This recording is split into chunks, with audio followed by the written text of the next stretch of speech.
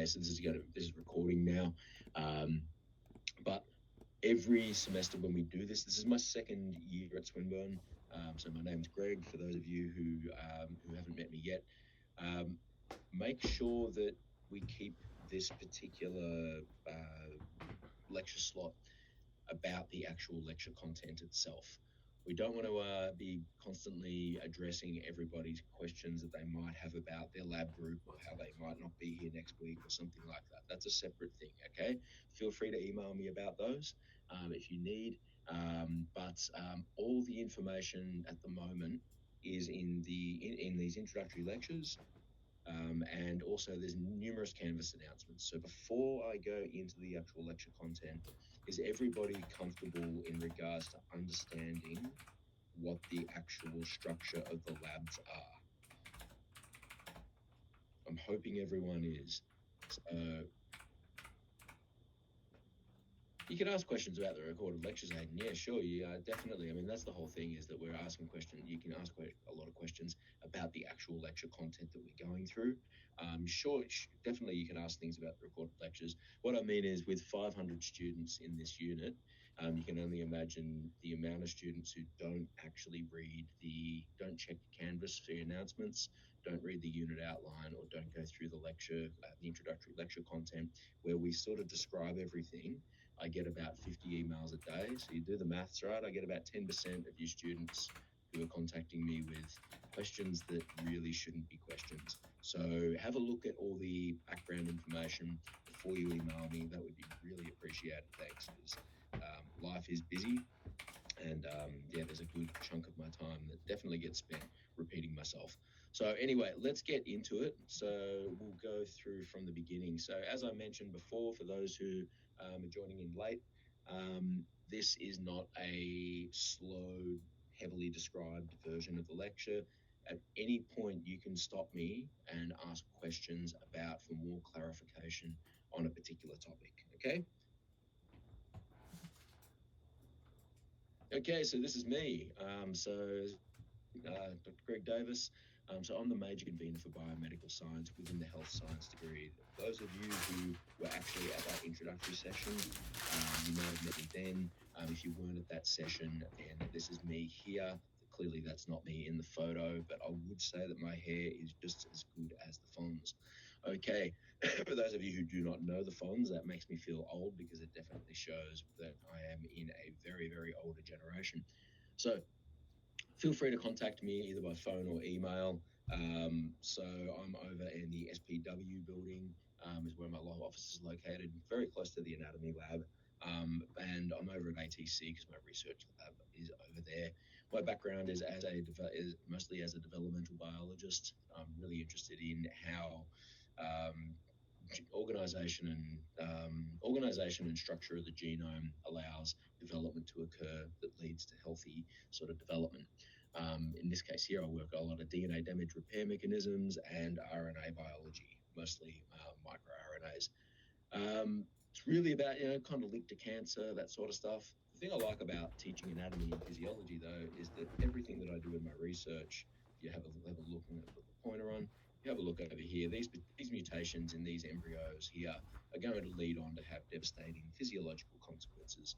And that's sort of what I'm interested in terms of how mutations at a younger age and in sperm or eggs or in an embryo can actually lead to really, really nasty physiological problems.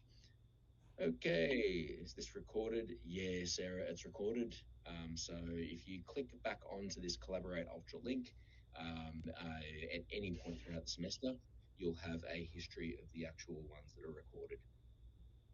Okay. I've been teaching anatomy and physiology and molecular biology for over a decade now as well. So this is my third university that I've taught at. Feel free to ask any questions as we go. Okay, so if you've listened to the actual to the recorded lectures that I gave last, okay, it says in the introductory lecture you said read chapter 1 of the textbook a day, but in the introduction to lecture you said to read 2 chapters a week. Oh, no. I think you might have misheard me there, Aidan, unless I actually mumbled something. I said you don't need to go with that general anatomy reference. Really, the only thing you need, if you're really pumped up, Aiden, and you want to actually do more, then you can borrow that from the library, but it's definitely not required. So remember, you're assessed only on Martini and the readings from Martini and the lecture content in terms of the exam. Okay. Oh, a week. So yeah, and you don't have to read a chapter a day. You're gonna be an absolute powerhouse of anatomy and physiology.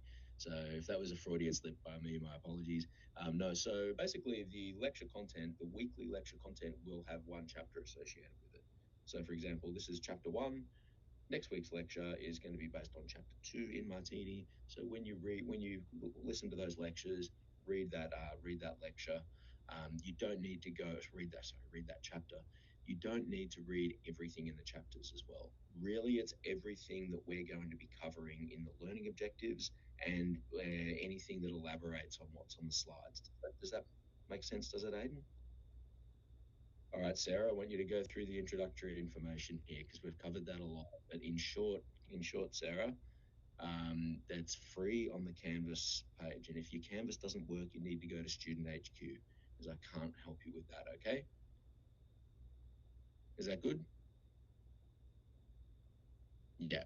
Okay. Sorry, I didn't mean to sound rude, but yeah, we've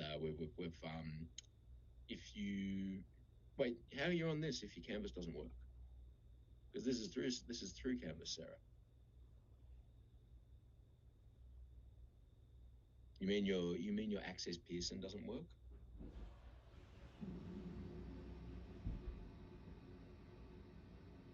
Okay, so go to the Access Pearson thing. You've got to follow the information in the lectures because it should work for you if you're enrolled. You've got to click on the yellow tab, the Mastering Access Pearson. Anyway, I'm going to get back to this. Feel free to shoot me an email, Sarah, after this if you can't get it to work. So what's Thomas saying? Do the lectures cover the content from the textbook or a different material? It's all related to the textbook, Thomas. So that's why I say Martini is really your go-to resource because a lot of this that I'm talking about is literally connected. All these images are actually from Martini as well. So I'm trying to make it as simple as possible for you guys this year, and that's because there's a lot of content. If you've got one text, one set of lectures each week, that really covers a lot of it for you. So yeah, you don't need any excess other materials. Okay. Malika, do we need to study both textbooks and lectures for assessments? I don't quite understand your question. Your exam, so everything that is that's taught. So the way you should be studying is the learning objectives for every lecture as of week onwards, you will be assessed on in your exam. Does that make sense? So the textbook, so to make this clearer for everyone, the textbook with any unit that you're going to do at university, and I'm aware you guys are first year students and it's fine. What you'll get comfortable with is the lectures are usually a concise bullet point version of your readings at the chapters. You still need to really be able to read, go through the actual text because just the lecture notes enough are not really going to go into depth for you. So just the lecture notes are not enough. Does that make sense? Harsh, what's your question? You raised your hand there. Yeah, great. All right, everyone. I want to try and keep the content, keep the questions now related to the actual lecture content itself of this week. So any other introductory questions that you've got about things you want to clarify, and I totally get you that that's the case. I'd like you to, someone's drawing on the slides now. Please don't do that. I'd like you guys to really be able to try your best to keep your questions about what we're covering this week. feel free to send me an email. But can I ask everybody, before you send an email, can you please actually go through the Canvas announcements, go through the introductory lecture, and go through the actual unit outline? Because I am getting, if you do the maths right, I've got about 500 students in this class. So if 10% of you email me with questions that I've already covered many times, I end up spending a lot of time on that, and it kind of puts really important questions into the email trail, which I can't address. So I'm gonna turn the chat room off for a little bit, and just focus on this. If you have a question, I want you to use this little thing over here. See this thing up here, the raise your hand? We'll go with that from now on, because otherwise we're not going to get through the content. Is everyone okay with that?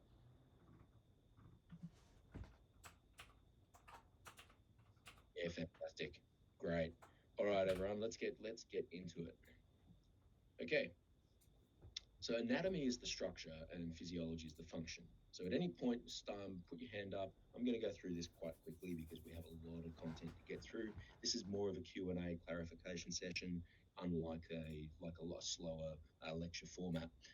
So when we actually think of anatomy and physiology, I gave a description in the recorded lecture about a bike, like an analogy of anatomy and physiology, the differences is that if you look at a bike, anatomy is when the actual bike is there and we're exploring every part of the bike that actually makes it work.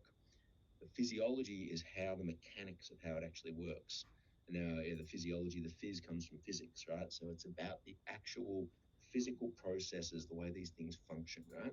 Whereas anatomy is basically the structure, what they're made of, what happened, what they actually do.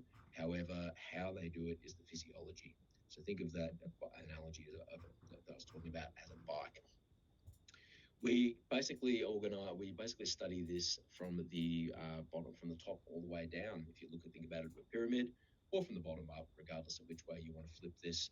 We basically start off with next week is when we get right into the content, and we're going to start off describing things at the chemical level, how the chemical level later leads to the organization of the cells, and how cells lead to group together to form tissues. That's what we're going to cover next week.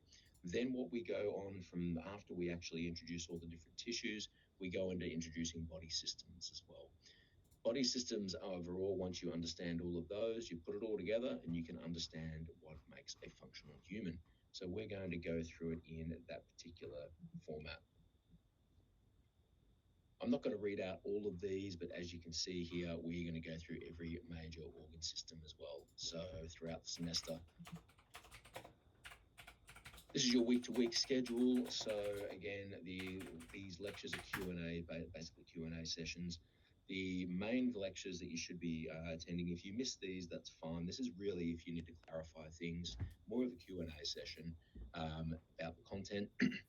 If you need the lectures that you need to be listening to are the ones that I put up in the module section every Monday, and they're the ones which I go through a lot more slowly in regards to the actual content and describe things. Quizzes start next week. They are compulsory, and your lab classes are your practical classes. Okay, your assessment, as we talked about on Canvas, your weekly online quizzes are worth 3% each. There's 10 of them in total. Lab manuals, you have 6 labs per semester. So that means every week 1 to 4, so starting this Thursday, all the way through to week 4 in Thursday, you're going to either have 1 anatomy class and 1 physiology class at different times, obviously, because they're in different locations. But with so many students, we run labs 1 to 4. All of you are timetabled into your own group. So we run each lab from basically 4 sessions a day. So only on Thursdays from week 1 all the way through to week 4. Now, that doesn't mean that you can just drop in wherever you want to. For occupational health and safety reasons, these are capped. So if you miss your session, you can ask Student HQ. You can't ask me because I can't change your timetable. If you miss your session, you can ask Student HQ to change you. However, there's no guarantee on that because this is basically most of the sessions are all packed out. So if they can't get you in anywhere else, you will lose 5% of your marks unless you have applied for special consideration. Special consideration is obviously only available for if you're sick and you got a medical certificate, or if there's a death in the family or something like that. End of semester exam is 40%, and that's individualated. You can't have any content in there. You only walk in with a pen and your brain. So the anatomy classes are over in SPW 212. There's a whole bunch of really cool stuff that you're going to get to work on there. You get to work on those anatomage tables. They're really, really interesting, and I'm not going to spoil the fun for you. You'll be given more description on that as we go. The physiology practical classes, they're 2-hour classes. They're over at the ATC building, and you're going to go through some really, really cool stuff over there as well. So as I mentioned, how do we run the practical classes? Well, first of all, there's Lab 1 is already available. That's on the campus, in the Canvas modules area. Download the manual, become really familiar with it. Some of the labs have pre-lab questions. You don't have to hand them anything in on the day. You do need to make sure that you're marked as present on the roll. If you submit any work and you're not marked off on the roll, then we're going to assume that you're not there. It's your responsibility to make sure that you're actually marked as present on the roll, okay? So please do that, because with so many students, again, if you actually do, if you say, but hang on a second, Maria marked me off, she should remember me. How's she going to remember you out of the other 499 faces that she's seen that day, teaching lab to lab, lab after lab after lab? Amelia, you have a question?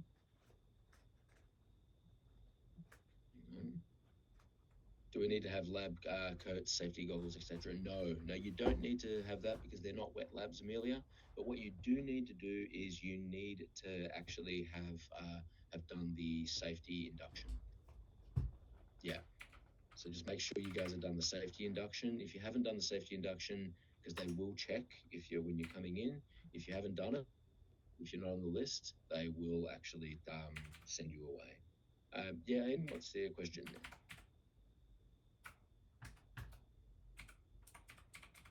You got a question there, Aiden? Are we ever going to get to dissect a cadaver? No, Aiden. What you're going to do, though, actually, so I'll just go back. So, all right, I mentioned this in the recorded lectures, right? But if you haven't had a chance to listen to that, that's okay. I'll explain it now. So basically, Aiden, what we do here is we're using digital anatomy, right? So these tables here, they are massive life-size iPads, right? And what they use this software. I mean, later on, no, you won't. You won't, Aiden. There's not many universities in Australia that actually dissect cadavers anymore. There's not many at all. I did it back in the bad old days when I was doing it. Dissecting cadavers is probably not the greatest learning experience anyway. If you're going to go into surgery or something like that down the track, you will get access to that anyway if you're doing postgrad medicine or something like that. But in most cases, no. Not many universities actually dissect cadavers, so no, you won't. However, you do have digitized full-scale bodies here that you can play around with. Yeah, Caitlin, you got a question?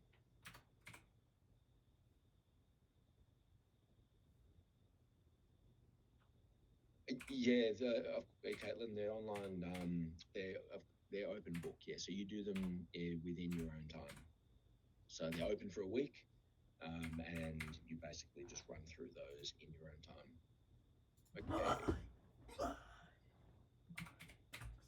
Okay.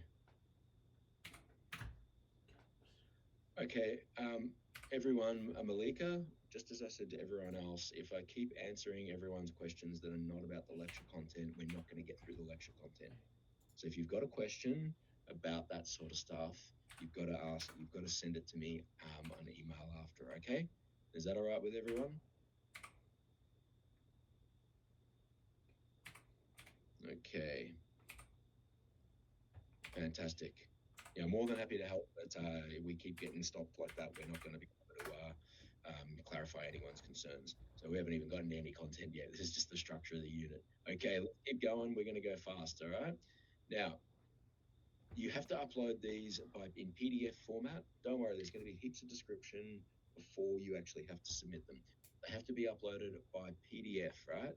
Not by Word. That's because when we mark, it goes on, it only will recognize through Canvas. It only recognizes PDFs, not Word. Don't do also, all of us have actually been in the game for a long time. We know all the tricks as well.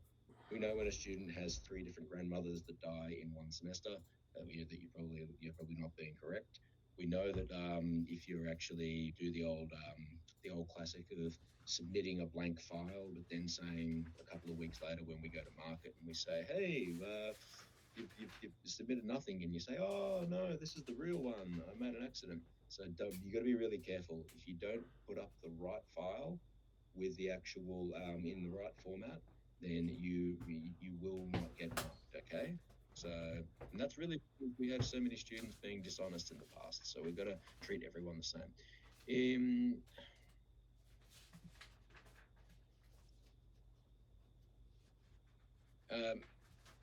Manrit, I think I just mentioned that we're keeping this about the lecture content, okay? So if you've got a question about that, feel free to email me. Or better yet, go and look at the introductory information there, Manrit, because I'm not going to answer any more questions that are not about the slides we're going through, okay, everyone? Otherwise, we are going to run out of time and we're not going to get through it, okay? Okay, this is basically, and this answers your question anyway, Manrit. They're due at the end of each block.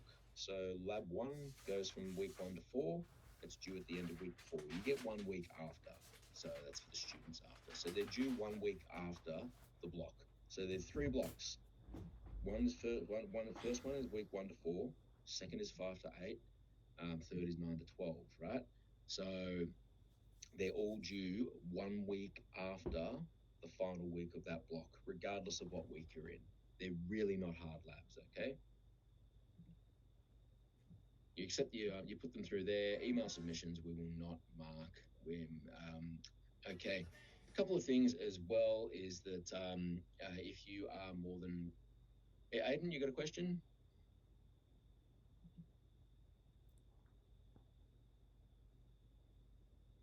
If you upload the wrong file, can you upload a different one? As long as if you make that, if you discover that yourself, then you can. But this particular part here, Aiden, we stick by very strictly at the university. Basically, without an extension, you basically get penalised 10% of each assessment days. For each day that it's late. After 5 days, you won't get anything. So you've really got to make sure that you upload the right file, okay?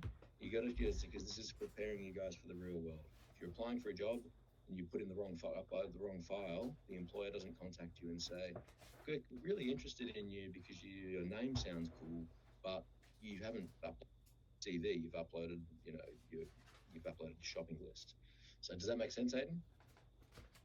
So yeah, if you upload the wrong file, you can upload the correct one, but we're not going to, if it's after 5 days, then you're going to get zilch.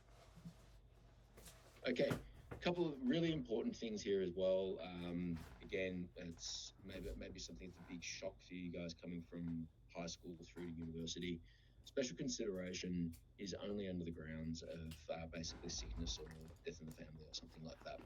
Technical issues such as like, oh, my internet's down, that doesn't fly anywhere. There's free internet almost everywhere in the world now at some point. Work, if you've got work or you've got a party on or you've got, your sister's wedding or something like that, unfortunately, we do not cater for that. So your own personal life doesn't have any ramifications on shouldn't have any ramifications on your actual study. If that makes sense. So I know some of you might email me and say, hey, I've got a work shift on this particular day. I'm really, really sorry, but the university doesn't care about that. You've come here to learn, and that they're the times that you need to work your life around your academic timetable, not the other way around, okay? So unfortunately, please don't email me saying, I had a thing on and I need an extension or something like that. This is the recommended text for the person before who was saying they can't get it to work. When you click on Access Pearson, you need to click on this lab here, Open My Lab and Mastery. Click on that, and that will get you through. Aisa, good question. No, you don't send it to me. You have to apply for special consideration through Student HQ, and they go through all your documentation. They make sure that nothing's forged or anything like that, and then they basically tell me that it's okay, and I approve it, and then that's it. So yeah, you got to apply for special consideration through Student HQ, not through me. Don't send me your email, your medical certificate if you're sick. Yeah, good question. Okay, there's a study group. So study group runs from week 2 to 12. This is really, really cool to attend. You get to work with Sana Okude. She's a third-year student. She got a HD, really, really high ranking HD, by the way, when she was a first-year student, just like yourselves, and she runs a study session. These are located in the ATC building, and you can see here, check this lecture slides for more details. Okay, as I mentioned, communicate professionally when you're here as well. Please include the unit code in the email. Use your Swinburne email address, otherwise it might get noticed as spam. And also keep a level of professionalism about it as well.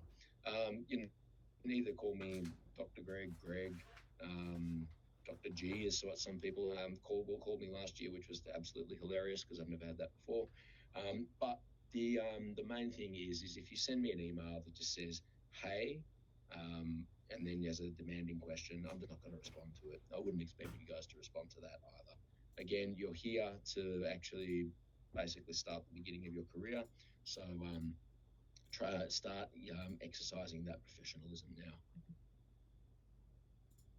Okay, now I'll move straight on because I wasn't going to say any questions because we've had a bucket load of them already, and we are going to run out of time. Again, let's stick to the science here rather than the structure.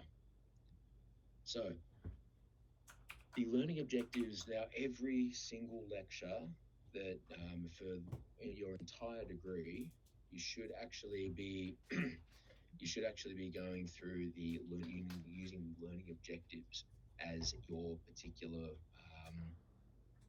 way of guiding your own learning. These objectives are what we base the exam on. So if there's something in the text that you're reading through and you go, oh, I should read up a little bit more about this, sure, if it is of interest to you, then by all means do that. However, if it's not, then you probably don't need to worry about it, okay?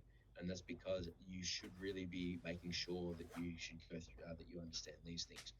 Back when I was your age, I used to write out the learning objectives for each lecture, and then I would sort of make my own little bullet points so that I understood what each of them were, and that way I actually had a really good understanding of everything moving into the exam. You definitely don't want to cram hard on the wrong topics. So as we mentioned before, we start basically at the chemical level, then we go to the cellular level, the tissue level, the tissue level, the organ level, systems level, and then all the way through to understanding a fully functional human. A couple of basics, and don't worry, we're going to go through these as we go throughout the semester. Next week we actually get more in depth on this. So your epithelial tissue is basically your skin. However, your skin just doesn't line the outer part of the body; it also lines all of your major visceral organs as well. You have connective tissue, so you've got epithelial tissue, and we've got connective tissue as well. Connective tissue is such like the dermis, so the fat that connects between your dermis, provides a connection between your epithelial lining and your muscles as well. Muscle sheaths and tendons, fibrous coats of vessels, cartilage and ligaments are all good examples of connective tissue. The name is very self-explanatory. Muscular tissue is also very self-explanatory. However, don't be confused. There's 3 different types: skeletal muscle, smooth muscle, and cardiac muscle. We'll go through all of those next week, so you don't need to even really worry about those at the moment. Nerve tissues, the last one here, and basically this obviously will allow your brain to be able to communicate to the rest of your body. What I do want you to understand from today is the difference between your somatic systems and your visceral systems. So Soma is a Greek term meaning the body, so it means your body, walls, and limbs. Whereas when we go to your visceral system, or first of all, your somatic systems, would be your skeletal system, or your bones. Your articular system is the movements of those bones and joints all together, how it articulates. Remember, the word articulation means in order to express. So how does our skeletal system express itself? That's the articular system, then the muscular system, and then the integumental system. So visceral systems, unlike the somatic systems, are basically, it's a word in Latin for sticky, and that means that when anatomy is one of the oldest sciences out there, and it basically means that when they initially cut open a cadaver and they were removing the organs, they were sticky. So they actually call that the visceral system, or viscous. In fact, there's a fun fact that it used to be back in the old days, like of top hats and all that sort of stuff. It used to be a really big insult for a man to say to another man that you had no viscera, because it actually meant that you had no guts. You know, that old term of people, when they used to say, bravery meant you've got guts, was apparently a really big insult. I say that every now and then to someone when they're really annoying me. And the good thing is they don't really know what I'm referring to, so they don't think that I'm insulting them. They just think I'm weird. Don't try that out yourself, because you might actually get in trouble. Okay. So these are our visceral systems. As I mentioned, think about it, this is all your organ systems. So your cardiovascular and respiratory system, your digestive system, your urinary system, and your reproductive system.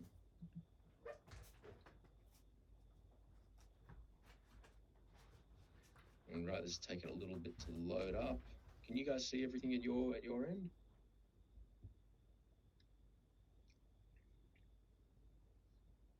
And yeah, I'm stuck on 3 lines of death here. 3 dots of death. Oh, here we go. Got it back. All right. Yeah, supply systems. Our supply systems are basically our nervous system, our arterial system, our venous system, and our lymphatic system. You don't need to remember any of these right now. We're going to go through all of these. You don't need to study all these in depth right now. We will study them in depth as we go through. I definitely want you to remember the difference between your somatic systems and your visceral systems, okay? Just know the definition, right? Don't worry, because we're going to go through each one of those systems in depth. One thing that is a little challenging with anatomy terminology, and for those of you who go into, do we have any students here doing with the hope of doing physio or anything like that after?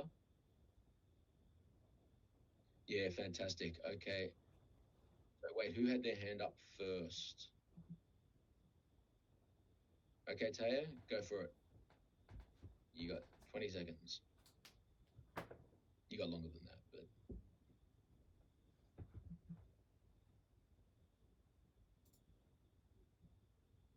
Okay, we had hands up, but we got no action. All right, I'm going to keep going until there's a question on there from, is it Taya?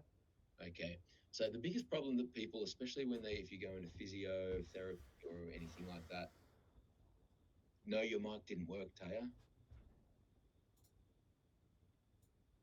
Oh, that's a bummer, because I normally like questions where people do say something as opposed to just typing in a chat. But feel free to type it out if your mic isn't working. But I'm going to keep going on this. So for those of you who are going to move into physio or anything, or nursing or anything like that, there's a lot of actual things that we use in anatomy terminology that can be a bit confusing, because they almost seem like they're just redundant terms. Oh, okay, not a problem. No problem, Taya. That's good that you're interested in it. So, all right. So, basically the big problem that people do find when they're learning this is the different terminology in regards to the way we refer to bodies as. Remember, there's planes of reference, planes of terms of relationship, comparison, and movement. They're all very different, right? So we'll go through these. Now, when we're talking about just an actual plane of reference, so where something's located, not its actual relation to anything else. So if we got this body and we cut them in half, as you can see here, all the way down. So if we cut this person here right in the middle, then we are going to be talking about their sagittal plane of reference. The coronal plane of reference is if we turned that body on a 90-degree angle and cut it in half that way. We'd be talking about either side of that. If we're horizontal, is obviously transverse, the transverse plane. So that's basically if we cut the person in half, and we're talking about the top and the bottom. That's only used as a reference. When we're talking about in terms of a relationship, that's when we're talking about if something's up, then something's down, right? If something's forward, then something's back. That's that sort of thing there. So for those terms we use superior for above and inferior for below, anterior for front and posterior for behind, and medial for basically for the inner part of the actual body, like is in the medium of it. The median, and then the lateral is obviously away from the body. Remember, those terms are only used when you actually wanted to say. So if you wanted to say something like if you wanted to say that trying to think of an organ that we could sort of use this for. If you wanted to say that the kidneys are more laterally positioned at the lower thoracic cage, that means that if our thoracic cage is here, then the kidneys are going to be further away from the median. Does that make sense? I hope it does. In terms of movement, when we're talking about the way something moves and functions, we're going to use flexion and extension, abduction and adduction, which is one that really screws around with some people's memory. So remember, to abduct is to open up, to adduct is to bring back. Internal rotation and external rotation. So in terms of comparison, this is probably the most confusing one for some people, but all of these things have different uses in different fields as well. We don't use a lot of them in the lab, but they definitely are things that you will come across with the rest of your career if you're going to be working with people. So proximal and distal means closer or further away. Superficial or deep, self-explanatory. Everyone's heard of the term superficial cut or deep cut. External or internal, which is just out or in. And ventral or dorsal, which is front or back. This is where it gets a bit tricky, right? So ventral, let's look at a human. We've got superior and inferior, top and bottom. We've got posterior and anterior, front and back, but then also dorsal and ventral, which again can be used in the same thing here because you're using them both in the sense of terms of comparison and also in sense of terms of relationship.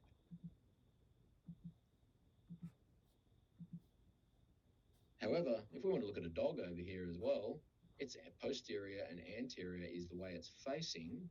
However, dorsal and ventral is still its front and its back. Does that make sense to everyone? So if we get a human here and we actually flip them over and we kind of get them on hind leg and we kind of get them into a yoga-like pose where they're kind of doing that cobra thing, then obviously their anterior and their posterior is going to be a little bit different from a different position than their dorsal and ventral. However, that's a pretty rare scenario and you're not going to be working on dogs anyway. All right. Remember these body cavities. Anywhere where you actually have a big chunk of skeletal space that actually has space for organs to go, then that's a body cavity. Go through those and have a good familiarize yourself with the locations. They're very easy to remember because they make sense, right? How best to study this? Well, you've got to learn the new language as well. There's a lot of these words that come from Latin or Greek. Remember what we refer to them as. Don't worry about learning them as they mean in the Latin or Greek language. For those of you who have a Greek background, it might actually be helpful. But having said that, like I said, if we ask you what is the visceral system and you reply back and say in the exam and your answer is it means sticky, then you're getting no marks at all, right? You need to be able to know that that's a term used to refer to organs, right? Hopefully that helps. Go through everything. Make the main thing that I will say about all this is you need to be able to target your study towards the learning objectives, right? Okay, introduction to physiology is essentially the same sort of slides that we've been going through. Whoops, sorry. Amazing. So all of these are roughly the same learning objectives. But this one here, this is the one we're going to focus on. And I'm going to fast forward to here. Is that okay with everyone? Because all the other slides are basically the same. Great. So just quickly, I will say we have cellular physiology. Everything has physiology. Cells have physical motions, right? So have physics associated with it, right? That's what physiology is. It's the physics of living things, right? So organs have their own physiology. Organs grouped into a system have their own physiology. And then we also have pathological physiology, and that's how a disease might actually alter the physical effect or the physical function of an organism, of an organ. So homeostasis is a big word, is one word that you need to be able to commit to memory now as well. And basically what this means is we're talking about the way in which something maintains its own steady state. When everything is nice and balanced and it's actually working together with multiple systems working in an orchestrated manner, then that's homeostasis. You think about the internal functions of a human or any organism for that fact, to be almost like an orchestra. If you go to the orchestra, if anyone's ever been to that, down at the Melbourne Concert Hall, if you go there and you actually look at an orchestra, there's all these different things that actually are playing, and all together, individually they all probably don't sound very good, but then you put them all together and they just work. That's basically what we're like. We are a whole bunch of different systems that are constantly in this little state of flux where we're going up and down, we maintain this balance. That's called homeostasis, when everything is working quite well. We use two different major ways of feedback to do this. First one is, did the slides cut out for anyone else?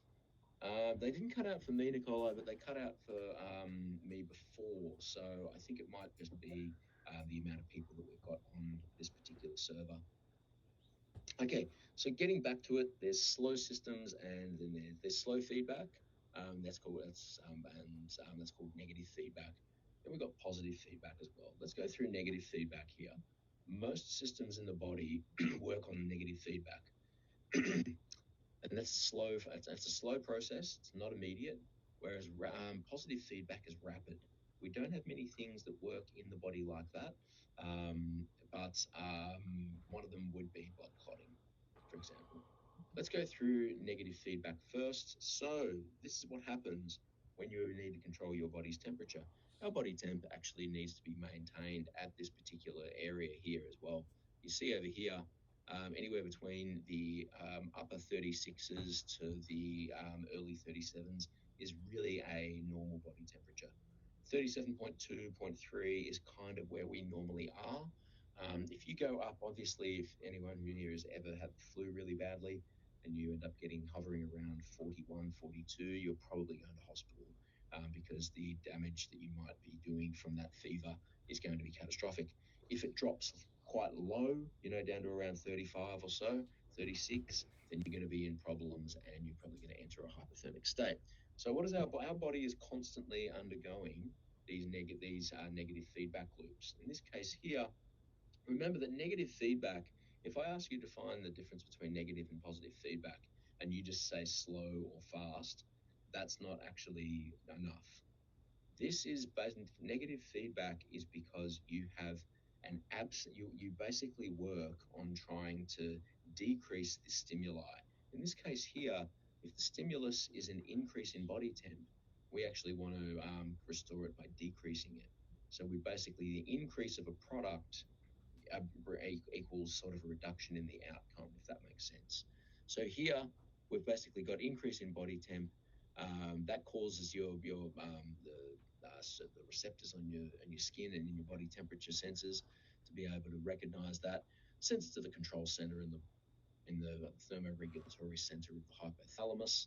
That sends information to the effectors, and the effectors are always going to be the things that actually are going to basically be responsible for correcting this disturbance.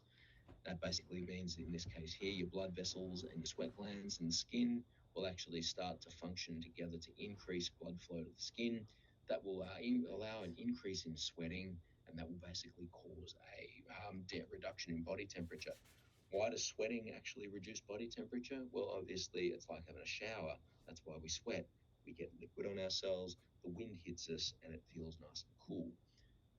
In contrast to this, the exact same, but the opposite occurs when we want to have a reduction in body temperature. So here we got a reduction, our body temperature starts to plummet. Immediately, the exact same receptors and control center trigger the effectors to do what they can do to correct this.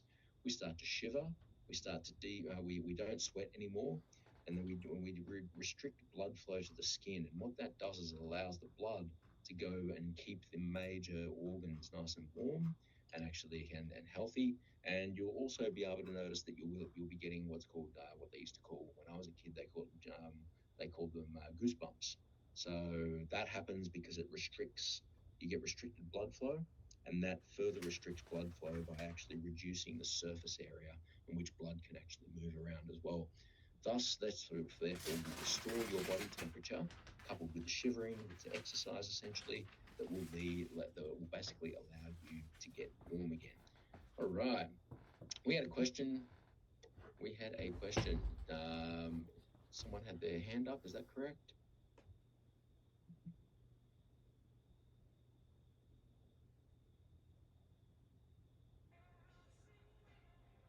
Okay. No. All right. So positive feedback, on the other hand, I've already described that, so I'm going to flick through past that. Positive feedback, on the other hand, is in this case here, platelets, the thing that actually, if we get a nick into our arterial wall or a blood vessel, what happens is platelets are the little things that will come in and fill that. They're almost like putty filler, aren't they? What happens is they release chemicals. So first of all, the wound will release chemicals to signal to the brain that we actually need things here to fill this hole. So what happens is the presence of those chemicals will allow platelets to form. They then release more chemicals. So it's a positive feedback loop here. So the actual presence of the platelets stimulates more platelets to be added on and leads to a blood clot. And we do that by actually increasing the actual blood pressure, by pumping it out more. The downside of this, the negative consequences of this, are that positive feedback loops can be catastrophic because they're so rapid. Now, if you think about when someone gets their artery cut, then basically they end up bleeding to death because our body perceives that, it goes into a positive feedback loop where they think, hang on, we're losing pressure. We're going to add more pressure. We're starting to actually pump blood out. We're going to pump it harder. So in that case there, it's not ideal. But obviously for blood clotting, it is ideal. Now, how best to study physiology? Exactly the same as what we were talking about before with your anatomy. Have a look through these. Make sure you go through the recorded lectures every Monday that I put up. Watch the announcements as well. And again, please, if you've got any questions that are going to be about any structure of the unit or anything, I'm just going to refer you back to the introductory information that we've gone through today and the unit outline as well, because I tend to be repeating myself a lot, and that's expected. You guys are first-year students. I'm not going to get upset about it at all, but I definitely want you guys to start being a little bit more on the ball with this sort of stuff. Okay, Esther says, we're allowed to possibly screen record lectures for future lectures. So Esther, they're all available now. So if you go back into Collaborate Ultra after this, you'll be able to watch this recorded session. Does that make sense? What's the difference between levels of organization, hierarchical organization? Are they the same thing? It's exactly the same thing, Taya. So hierarchical is just levels anyway. So you've got, some things, small things build up to another one. Yeah. So no, fantastic. All right, everyone. I'm going to mosey on, and if you have any questions, remember, if anything about lab changes, you've got to go through Student HQ, and please, before you send an email and if you've got questions about anything about the structure or anything like that of the unit, please have a look through the outline and introductory information as well, because I'm getting about 60 emails a day, and I don't mind that. That's okay. But what it means is it actually means that I can't get back to people who have genuine concerns or questions about lecture content. because I go through them basically from the oldest email that I haven't read up until the most current one as well. So please don't cause a backlog. All right, everyone, have a fantastic day, and I hope you enjoy everything else. Learning, integrations, it categorizes. Hang on. Ooh, categorizes body cavities into dorsal, thoracic, and other. What is that? I don't quite understand your question. Do you want to email it to me and I'll respond then?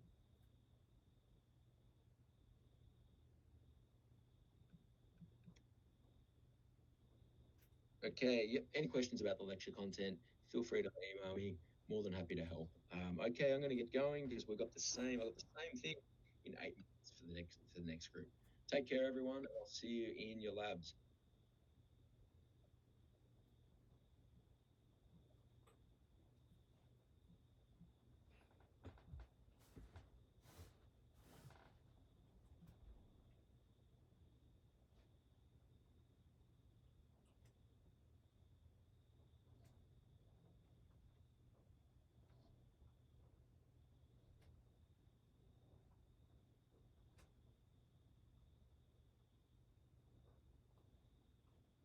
Ooh, not been intrigued.